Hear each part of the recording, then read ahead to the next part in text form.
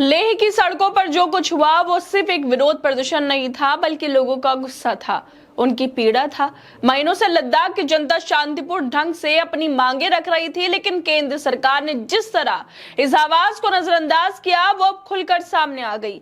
सामाजिक कार्यकर्ता सोनम वांगचुक ने लगातार शांति का रास्ता अपनाया, भूख हड़ताल की, शांति मार्च निकाले और सरकार से कई बार बातचीत की अपील की, लेकिन अफसोस सरकार की तरफ से कोई ठोस जवाब नहीं आया और ना ही कार्रवाई हुई। जब युवाओं को लगने लगा कि उनकी आवाज सुनी ही नहीं जा रही है, तब जाकर यह आक्रोश हिंसा में बदल गया। केंद्र शासित प्रदेश लद्दाख को पूर्ण राज्य का दर्जा देने की मांग को लेकर आंदोलनकारियों और पुलिस की झड़प में 4 लोगों की मौत हो गई और कम से कम 59 लोग घायल हो गए, इसमें 30 पुलिसकर्मी हैं। लेकिन अब इस हिंसा के लिए केंद्रीय गृह मंत्रालय ने सोनम वांगचुक को ही जिम्मेदार ठहरा दिया है। गृह मंत्रालय ने कहा है कि उन्होंने जेन जी का जिक्र कर सबको भड़का दिया, लेकिन सरकार ने खुद एक बार ध्यान नहीं दिया कि जो लोग महीनों से अनशन पर बैठे हैं उनकी बातों को सुना जाए। जिस तरह से लद्दाख के लेह में हिंसा भड़क गई, उस पर अब खुद बीजेपी के नेता भी सवाल उठा रहे हैं। अमित शाह को लेकर बीजेपी के अंदर से ही आवाजें उठ रही हैं कि वो लद्दाख में शांति बनाए रखने में नाकाम रहे, उनकी नीतियां और लापरवाही इसकी वजह बनी। सवाल ये उठता है कि जब गृह मंत्रालय की जिम्मेदारी है कि देश के हर कोने में शांति बनाए रखना, तो फिर लद्दाख में यह हिंसा क्यों हुई? क्या यह सीधा संकेत नहीं कि अमित शाह अपनी जिम्मेदारी निभाने में विफल रहे? यही बात खुद बीजेपी नेता सुब्रमण्यम स्वामी भी कर रहे हैं। दरअसल लद्दाख को 2019 में केंद्र शासित प्रदेश बना दिया गया था, लेकिन उसके बाद अब तक वहां के लोगों को क्या मिला? ना रोजगार मिला, ना अधिकार मिले। संविधान की 6ठी अनुसूची में शामिल करने की मांग को लगातार नजरअंदाज किया गया, युवाओं को नौकरियों का झांसा दिया गया, लेकिन हकीकत में उनके पास कोई अवसर नहीं है। बेरोजगारी लगातार बढ़ रही है। सोनम वांगचुक जैसे सामाजिक कार्यकर्ता बार बार चेतावनी दे रहे हैं कि अगर सरकार ने नहीं सुना तो युवाओं को सब्र जवाब दे देगा, और वही हुआ। ये सिर्फ लद्दाख की बात नहीं है, ये पूरे देश की राजनीति पर सवाल है। क्या केंद्र सरकार इतनी असंवेदनशील हो गई कि जब एक शांतिपूर्ण आंदोलन गुस्से में तब्दील हो जाता है तब भी वो चुप बैठी रहती है?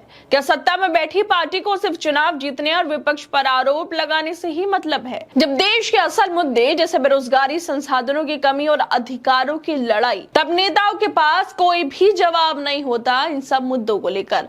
लद्दाख में जो हुआ उसको लेकर बीजेपी के नेता सुब्रमण्यम स्वामी अब खुद अमित शाह का इस्तीफा देने की बात कर रहे हैं।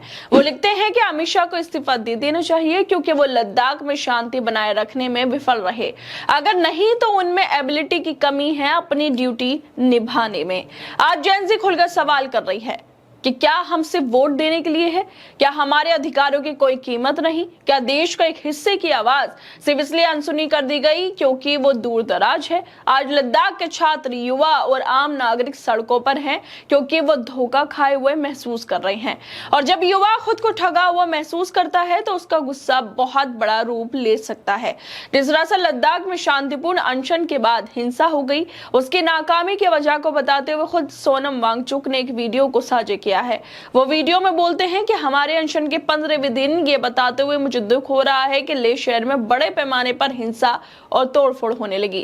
कई कार्यालयों को तोड़ा गया, आग लगा दी गई, पुलिस की गाड़ियों को आग लगा दी गई। जो लोग 35 दिन के अनशन पर बैठे थे उनमें से 2 लोगों की तबीयत खराब होने की वजह से अस्पताल ले जाया गया। बहुत गंभीर स्थिति में इससे लोगों में रोष जगा और पूरे लेह में बंद की घोषणा की गई, और फिर वही लोग हजारों की संख्या में बाहर आ गए। कुछ लोग सोचते हैं कि हमारे समर्थक थे, लेकिन हमारे समर्थक से ज्यादा युवा पीढ़ी की भड़ास थी और एक तरह का जेन जी ये प्रदर्शन था जो सड़कों पर आ गए। 5 सालों से वो बेरोजगार हैं, एक के बाद एक बहाने करके उन्हें नौकरियों से बाहर रखा जा रहा है और फिर लद्दाख को संरक्षण नहीं दे रहे। मैं हमेशा बोलता आया हूं कि ये नुस्खा है समाज का कि आप बिना काम काज के युवाओं को रखें और उनके अधिकार छीन ले। आज यहाँ पर कोई लोकतंत्र का मंच नहीं है। और छठवीं स्केड्यूल जिसकी घोषणा की गई थी, वादा किया गया था, मैं अपील करना चाहता हूँ युवा पीढ़ी से कि ऐसी हिंसा ना करें। इतने सालों से शांति से अनशन कर रहे हैं और अगर अब हिंसा हो जाए तो ये ठीक नहीं है, यह हमारा रास्ता नहीं है। इसके साथ ही उन्होंने ट्वीट करते हुए भी कहा है कि बहुत दुख घटना है, लेह में जो हुआ, शांति के रास्ते का मेरा संदेश आज विफल हो गया। मैं युवाओं से अपील करता हूँ, कृपया इस बेवकूफी को रोकें, ये सिर्फ हमारे मकसद को नुकसान पहुंचाता है। वो युवाओं से अपील कर रहे हैं कि हिंसा का रास्ता ना अपनाए, शांति से प्रदर्शन करें। सोनम वांगचुक हिंसा का समर्थन नहीं कर रहे, बल्कि वो आज भी युवाओं से शांति बनाए रखने की अपील कर रही हैं। लेकिन अगर उनकी शांति की अपील भी अब असर नहीं कर रही तो इसके लिए जिम्मेदार कौन है? केंद्र सरकार को यह सोचना होगा कि जब एक शांति प्रिय आंदोलन हिंसक हो जाता है तो वो सिर्फ आंदोलनकारियों की गलती नहीं होती, वो सरकार की नाकामी भी होती है। लेकिन अब लेह की घटना के लिए बीजेपी की सरकार ने सोनम वांगचुक को जिम्मेदार ठहरा दिया। गृह मंत्रालय ने देर रात बयान में कहा कि वांगचुक ने भड़काऊ बयानों से भीड़ को उकसाया, हिंसा के लिए अपना उपवास तो तोड़ा, लेकिन हालात काबू करने के प्रयास की जगह एम्बुलेंस से वो अपने गांव चले गए।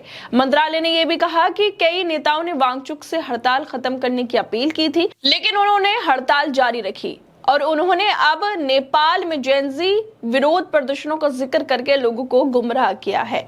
आज जरूरत है जवाबदेही की। सिर्फ विपक्ष को दोष देने से या राष्ट्रवाद का ढोल पीटने से समस्याएं हल नहीं होती।